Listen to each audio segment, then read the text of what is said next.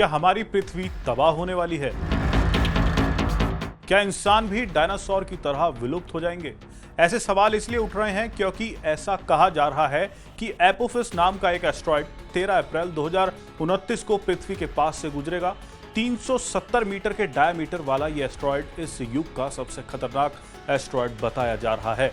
माना जाता है कि इस तरह के एस्ट्रॉयड अगर धरती से टकराते हैं तो कई प्रजातियां खत्म हो जाती हैं।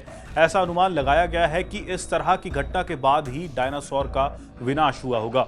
दुनिया भर की अंतरिक्ष एजेंसियां पृथ्वी को इस एस्ट्रॉयड से बचाने के लिए हर संभव कोशिश कर रही हैं और भारत का स्पेस संगठन इसरो भी इनके साथ मिलकर काम कर रहा है। आगे बढ़ने से पहले ये जान लीजिए कि आखिर ये एस्ट्रॉयड क्या होता है। ऐसा माना जाता है कि एस्ट्रॉयड किसी ग्रह या तारे का टूटा हुआ टुकड़ा होता है। यह पत्थर या धातु किसी फॉर्म में हो सकता है। इनका आकार एक छोटे से पत्थर से लेकर एक एवरेस्ट के बराबर भी हो सकता है।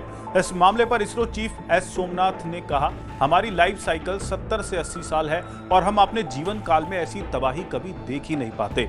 इसलिए हम ये मान लेते हैं कि इसकी संभावना नहीं है। हालांकि दुनिया और ब्रह्मांड के इतिहास पर नजर डालें तो किसी एस्ट्रॉयड का ग्रहों की ओर तेजी से बढ़ना और उसका असर, ये घटनाएं अक्सर होती रहती हैं।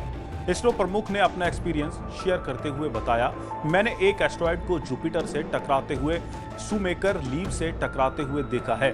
अगर ऐसी कोई घटना पृथ्वी पर होती है तो हम सभी विलुप्त हो जाएंगे। उन्होंने कहा, ऐसी संभावनाएं सच में होती हैं, हमें खुद को इसके लिए तैयार करना होगा। हम नहीं चाहते कि धरती के साथ ऐसा हो। हम चाहते हैं कि मानवता और सभी जीव जंतु यहाँ रहें, लेकिन हम इसे रोक भी नहीं सकते।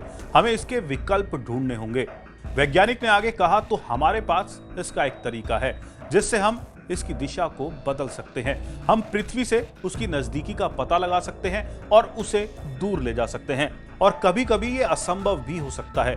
इसलिए टेक्नोलॉजी विकसित करनी होगी जिसमें ऐसी घटनाओं की भविष्यवाणी, इसकी दिशा बदलने के लिए वहां भारी प्रॉप्स भेजने की कैपेसिटी और प्रोटोकॉल के तहत दूसरे देशों के साथ मिलकर इन सब पर काम करना होगा। हाल के सालों में एस्ट्रॉयड रिसर्च और सैंपल से कई वैज्ञानिक मिशनों ने एस्ट्रॉयड की समझ में काफी सुधार किया है। भारत इस मिशन में योगदान देने के लिए JAX से ESA और नासा के साथ मिलकर काम कर सकता है।